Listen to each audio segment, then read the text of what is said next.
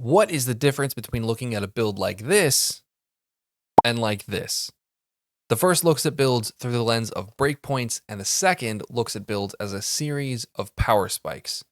Welcome back to Creative Excuses. Let's jump into it. Level breakpoints in Baldur's Gate 3, Dungeons & Dragons, and I'm sure other games are a neat way of looking at completed builds to see what features from different classes work well together to create the most powerful or the most thematic combination for your building purposes. It's a cool way to look at what a finished build can do. There's a problem though.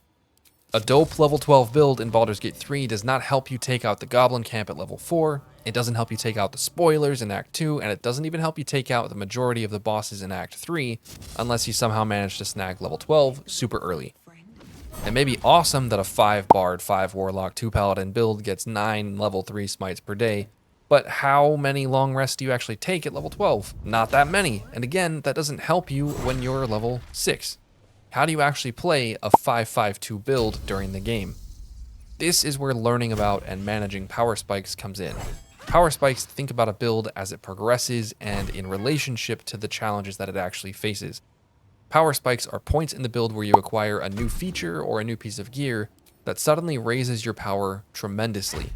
Because of the way the game is balanced and laid out in terms of encounter difficulty, these spikes generally come right before big fights or before big series of fights. The most important part of power spikes is that they give you the power that you need to take on the next fight. The idea here is that before the power spike, you weren't strong enough to take on the next big encounter, and after the power spike, you can. Power spikes are essentially miniature builds within the completed build.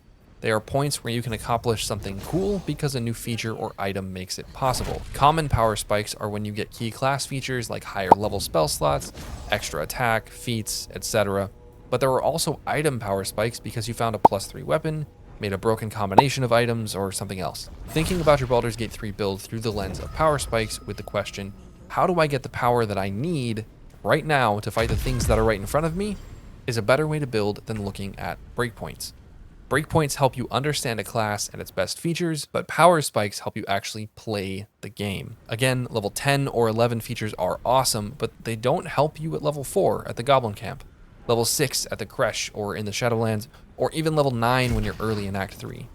To show you what I mean, let's look at my Fencing Monk build, a Monk and Battlemaster Fighter multi-class that I recently used to complete Honor Mode for the first time.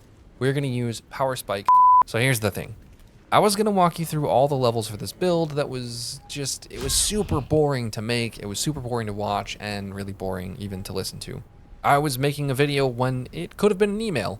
So instead of doing that, if you want to see the full build, check out the video description where you're going to find a link to my Discord, where I will now be hosting full written guides for my Baldur's Gate 3 builds, including notes on when to take levels and why, especially noting the power spikes. I'll also throw in some item suggestions with links to those items on the Baldur's Gate 3 wiki in case you want spoilers. Using written builds, I'll be able to put out builds much faster this way, and I think have a lot more fun doing so.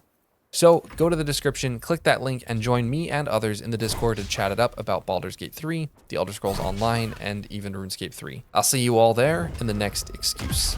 Oh hey, you stuck around or skipped here for the build? This is going to be a super quick summary. Check out the Discord for the full guide. Take your first 5 levels in Monk, with level 3 being Way of the 4 Elements if you want the best level 3 power spike. At level 4, you'll get another nice spike with your first feat, an ability score increase to Dexterity to give you 18 Dex for increased weapon and unarmed accuracy, as well as armor class. You're now ready to take on most of the above ground fights in the first region, with only the Hag fight to worry about. At level 5, you'll spike really hard with extra attack, of course, and you'll spike even harder with Stunning Strike, one of the best crowd control abilities in the game. From there, you take 4 levels in Fighter, because at level 1 of Fighter, you get the dueling fighting style, which is going to add a bunch of damage to your one-handed weapon. At level 2, you get Action Surge, which is incredible because it gives you an extra action. And at level 3, you get your Battlemaster dice for increased damage, crowd control, and style. Then at level 4 Fighter, you get your second feat, an ability score improvement in Wisdom this time for even more armor class because of some of the items that we're wearing, better Wisdom saving throws, and spell accuracy or more unarmed damage if you're a Way of the Open Hand Monk instead. Then finish out with 3 more levels in Monk for extra key points and a few more cool but not insane features.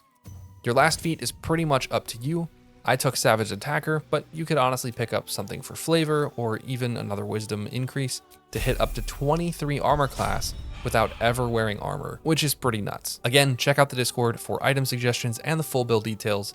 I'll see you all in the next excuse.